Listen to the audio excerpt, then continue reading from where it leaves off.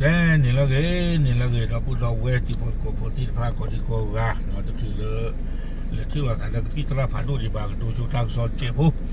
เอาไว้ทางสอนใครนี่ที่นี่เวลาเลยมาที่ชนออนไลน์กูเลยเวลาทางสอนคู่ต่อเจเวลาทหารเมียนมาบุกโจมตีกะเหรี่ยงอย่างหนักรับคำสั่งให้เผด็จศึกก่อนฤดูฝนเอาไว้นี่มีเวลาทางสอนคู่ต่อเนาะเจเวลาเลยประโยชน์ดูนี่แต่ข้อใหญ่เห็นดูเราขาเวลาวางยอคือว่าตาลอนนี่ชุดดูมานันดูมาหรอเจเวดาตาที่ตากลุ่นนี้เฮตาคอบเลยตากลือเลยตาพวกคู่เฮลล์เวดาเหลือกระบ้ามันนี่กุยเวดาวางยอตาลอตาคลือเลยตาจุลหลอดอีบ้าอย่างนี้หรอตากระสอบกุยเราเวดาเพคิชิลุยคิโรคิชิคือเพวอคอคุยน่าลุยชิคิบันนี่หรอ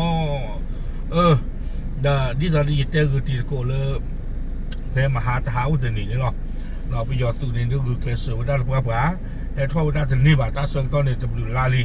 อาคูแต่เราเพนนี่ดิจิตอลลูกเวกหรือดิจิตอลสู่พวกสู่นาที่ผ่านเนี่ยน้องก็เนี่ยเกิดน้องจีน้องหาลูกเวลีมามูดาที่นี่มามูดาที่เลยเพื่อบ่าไอ้ตาก็ลือให้หรอเลิกตาพวกคนที่ดูเจ๋งเหรอแต่ว่าได้เลยก็บ้ามันนี่คือปากยอตาล้อนี่จะคือเลยตาจุลอดีบ้านนี่หรอตั้งโซ่กุยว่าได้สุมีญาแต่ว่าได้เลยเพชรตาตึงนี่ญาอีเนาะเวลาต้องต่อขีชีลุยขีโลขีชีคืออย่างนี้ว่ามาตั้งโซ่ป่าพระทั้งวันด้านเลือดที่จะก็เชอแล้วเว้นแม่สอนเลยตาก็รีดกับป่าแต่ว่าได้ประโยชน์คือตามันนี่ลาฮิมูดาเรือห้องกวอเพนี่โยแต่ว่าได้เลยได้พยายามระดมยิงอาวุธหนักและอาวุธประจำกายใส่ที่ม่านไฟทหารสหภาพแห่งชาติกะเหรี่ยงแต่ว่าได้ประโยชน์สู่ที่พาเนี่ยเดอคูเวดาตาซูกุเวลาดูเนาะดอตาซูกุเวเลอโพสิทธาก็มีกอจีเดเนาะขายไปได้สู้กว่ากันยอตุที่ผ่านนี้ตาลอแล้วตาลอเนี่ยจะได้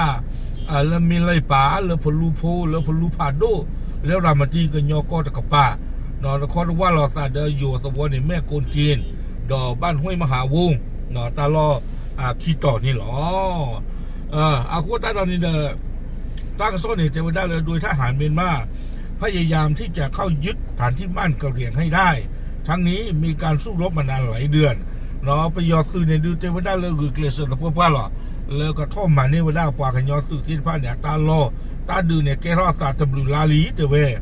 โดยทหารเมียนมามีความพยายามที่จะยึดพื้นที่ดังกล่าวให้ได้และใช้กำลังพลทางภาคพื้นดินและมีการทิ้งระเบิดด้วยเครื่องบินและโดรนต่างๆแต่ไม่สามารถยึดฐานที่บ้านไฟกระเหรี่ยงได้เนาะไปยอดตื่นในคูเวดาตาติตาบ้านละอุดอกก็มีกอจี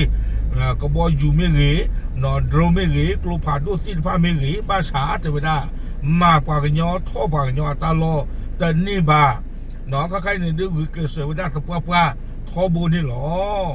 การสู้รบดังกล่าวทำให้สองฝ่ายได้รับบาดเจ็บและเสียชีวิตจำนวนมากแต่ไม่ได้เลยถ้าดื้อขี้คอขี้กระป๋าเลยเมื่อเจอนี่เด้อเนาะอยู่ทางซอเทวดาเลยบ้านดูดอกสีอามาเลยขี้กระป๋าเลยกล้าหรอเทวดาสิจานี่ขณะที่ทหารเมียนมาเสียชีวิตและได้รับบาดเจ็บจำนวนมากเนื่องจากเป็นฝ่ายบุกเข้าไปเพื่อจะยึดฐานที่มั่นให้ได้แต่เวลาไม่ระเบียบสื่อเดือดซีอาร์น่ะเตเวน้อยให้ตาครอบครัวดีเลยเนี่ยคือเวคนละบ้านเลยท่อวางยอตาลอดน้องบ้านเลยท่อเวลาโคตาดอนเนี่ยป่าโอ้คอรอนี่เลยท่อเวลาวีเดอป่าคอคาเราเดือดซีดอกบ้านดูบ้านที่น้องกีอามาน้องไม่เลยน้องกีชีอะไรคนนี้ดื้อตากระซ่อนกล้วยพลาไปได้บ้านเนาะมือปล้อนนี่เนอะกวยเวลาสุมิญาเจเวลาเจ้าหน้าที่เคนอยู่แจ้งว่าทหารเมียนมาได้รับคำสั่งจากหน่วยเหนือให้ยึดพื้นที่บ้านเมลัยปานและพื้นที่ใกล้เคียงให้ได้ก่อนฤดูฝนที่จะเข้ามาเนาะปาลาป่าพระรอดตาตากลูนี่ไม่ไว้ได้เขียนอยู่คุณนะตากระซอเตเวลาสิจานี่เขียนอยู่คุณนะนี่เอาไว้ได้แต่พระเท่าไว้ได้เลยประโยชน์ตัวนี้ดุนนี้บ้านไว้ได้ตากระลือเลยตาพอคู่เลยก็บ้านมันนี่กุยไว้ได้เมลัยป่าโดนล็อกวัวเอาบูเพนนี่ที่ผ้าคอมยอนล็อกวัวเล้าบูเพนนี่เลยโอ้ไม่ได้พลูผาโดตาลอที่ผ้าเนี่ยเป็นเลยบ้านเรียนเนี่ยดูเหมือนหมอตาไม่ได้ไม่หล่อแล้วไปยอจูบรอดูหาท่อรอเกินยอเลยบ่าก็เกล้าตากอตาเคแล้วกว่าสวัวพูเล้าเพนนี่กว่าผิวหมาออกโกรธที่ผ้าเนาะอากดดูมานี่หรออาโคตาตอนนี้เด้อประโยชน์ตัวนี้เทวดาเลยเขียนอยู่คุณนะหมอเนาะประโยชน์ตัวตั้งรู้หล่อแล้วก็บ้านหมายไว้ได้ตัวละนี่แล้วจะคือเลยตาจูหล่อไปนี่หรอบ้านเลยเทวดาเพราะหากฝนตกลงมาจะทำให้การเคลื่อนย้ายกำลังมีความยากลำบากแต่ว่าได้เลยตาไม่จูหล่อนี้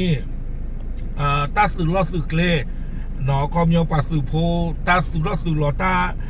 โจตาสื่อกุเวมันดื่มตาที่ผ้านี่เด้อก็เริ่มไปหยอดสื่อที่ผ้าวอจากสภาพภูมิประเทศหนอให้ตาครอบเลยข้อคู่ข้อดีตาอุตสาหนอเอเรียตาอุตสาที่ผ้านี้วิบล้อในกวยไม่ได้ขณะที่ท่านเมียนมายังไม่สามารถเปิดด่านพรมแดนแม่สอดเมียวดี2บริเวณสะพานมิตรภาพแห่งที่2บริเวณบ้านวันตะเคียนหมู่ที่7ตำบลท่าสายล้วนอำเภอแม่สอดได้ตามที่เคยกล่าวไว้เพื่อให้มีการส่งสินค้าชายแดนตามปกติเนาะกวยไม่ได้ติดไปนี้หรอเจ้าไม่ได้ไม่เลตู่ตาคอท่อคอหล่อตาเรียกลมือหล่อตัวคีย์บอร์ดบัวเต้าสายเนี่ยดูเจ้าไม่ได้ไปย้อนตัวคนเนี่ยดูเจ้าป่าวไม่ได้หมอแล้วก็ออกท่อไม่ได้ตุลานี้บ้านฉันนักกีฬาเนี่ยเดี๋ยวเลือกคีย์บอร์ดเนี่ยเดี๋ยวบ้านถึงก็ดอกตากอตาเคออกท่อไม่ได้ตาเรียกลมือหล่อตัวคีย์บอร์ดบัวนี่แต่นี่บ้าเนาะอากูตาตอนนี้เดี๋ยวเอาไว้นี่ไม่ไว้ได้ตากอตาเคแล้วปวดช่วยท่อคีย์ค่ะอันนั้นก็เนี่ยเดี๋ยวตัวตัวป่าหรือออกท่อตัวมินนี่นี่เดี๋ยวเจ้าไม่ได้ก็เชื่อท่อเชื่อเลยไม่ได้ตาโพตาลีเนาะดอตามาเลมาการแล้วก็คีบีก็เลไม่ได้ตาบ้าคือบ้าโลนี่หรอบ้านฉันนักกีฬานี่เด้อคอมเลยตาดูตายาแกถ้าตาดีคนนี่เด้อ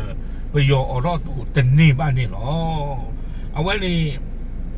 ตากระซ้อนนี่คุยกับได้ติดเป็นนี่หรอเอาคนได้ดีเด้อตากระซ้อนเลย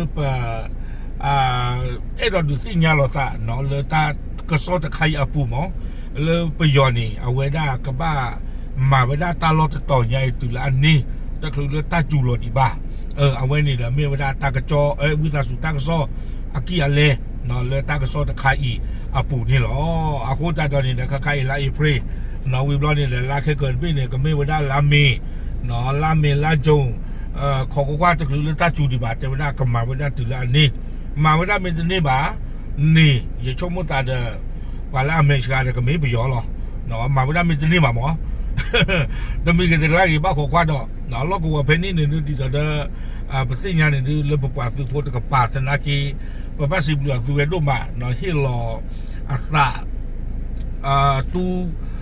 หนาตูพ่ออัตราเรื่องตลอดเพนนี่เนี่ยตาเสือต้องตะมอลีบ้าอาโคตรเราดีต่อเด้อเป็นเลยเราที่บ้าเป็นเลือบ้าตัวนี้ภาษาคือตัวมาหรอเนาะไปให้เรียบ้าตัวเวทีผ้าเนาะแล้วตัวเวตาพิตามาปูนี่เด้อไป10 หรือบ้าตัวเวเนาะเลยแต่คือจัวบ้าเนาะโอเคเอาไว้นี่เด้อไม่เวลาตาหูตาเกเริ่มมีอะไรป่าเริ่มพลูโพเริ่มพลูผาดูที่สะพานนี่หรอป่าพลันจะสิ่งเงี้ยตีบนโกบุญใจหรอตามเลย